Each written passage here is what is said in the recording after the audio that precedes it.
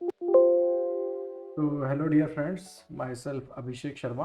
और आज मैं केमिस्ट्री एनसीईआरटी क्लास 12 का चैप्टर सॉल्यूशंस डिस्कस करूँगा।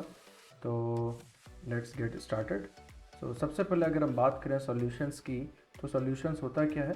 Basically it is a mixture, ठीक है ना। अब मिक्सचर की बात की जाए तो मिक्सचर क्या होता है कि दो और दो से ज़्यादा कंपोनेंट हमारे मिले हुए हैं, ठीक है ना। जैसे सपोज इट इज़ वाटर, ठीक है, और हमने इसमें थोड़ी सी क्या कर दी, शुगर ऐड कर दी, ठीक है। तो ये इसके बाद क्या होगा, जब हम इसमें स्टिर कर देंगे, इसको स्टिरिंग एक्शन करेंगे, तो इसके बाद हमारा क्या होगा, एक मिक्सचर तैयार होगा, ठीक है, फाइनली। तो अब ये जो मिक्सचर होगा इसको हम होमोजीनियस कब कहेंगे? होमोजीनियस तब कहेंगे जब ये हमारा फिजिकली और केमिकली यूनिफॉर्म होगा, ठीक है। Chemically and physically it must be uniform. अब इसका मतलब क्या है? इसका मतलब ये है कि जैसे कोई भी जो हमारा सॉल्यूशन, कोई भी जो हमारा मिक्सचर है, ठीक है, अगर उसका हम कोई भी पार्ट लेते हैं तो वो वैसा ही पार्ट होना चाहिए जैसा कि थ्रू आउट द वॉल्यूम है, ठीक है। ऐसा नहीं होना चाहिए कि जैसे शुगर के क्रिस्टल्स यहाँ पे अलग पड़े हुए हैं और ये वाला हमने पोर्शन लिया तो यहाँ केवल शुगर है और ये वाला पोर्शन लिया तो यहाँ केवल वाटर है, ऐसा नहीं होना चाहिए, ठीक है।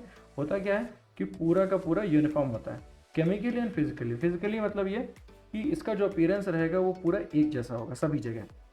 और केमिकली मतलब, केमिकली का मतलब ये है कि H2O भी होगा as a chemical and plus sugar, ठीक है। तो ये पूरा होमोजीनियस होना चाहिए। इस तरीके से हम किसी भी चीज़ को क्या कहते हैं कि सॉल्यूशन कहते हैं। कोई भी चीज़ जो हमारा एक होमोजीनियस मिक्सचर होता है उसको हम सॉल्यूशन कहते हैं।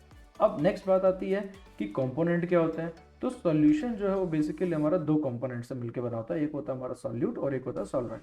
सॉल्यूट क्या होता है? सॉल्यूट नॉर्मली हमारा लेस अमाउंट में रहता है और सॉल्वेंट जो होता है वो हमारा लार्ज अमाउंट में रहता है, ठीक है।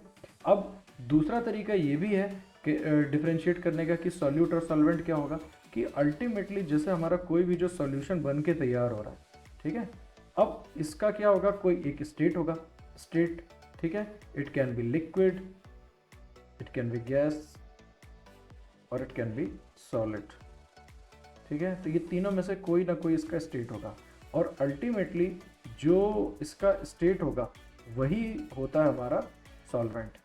सेम जो फेज होगा, जिसका मतलब कहने का कि सेम फेज जो होगा जिसका सॉल्यूट या सॉल्वेंट में,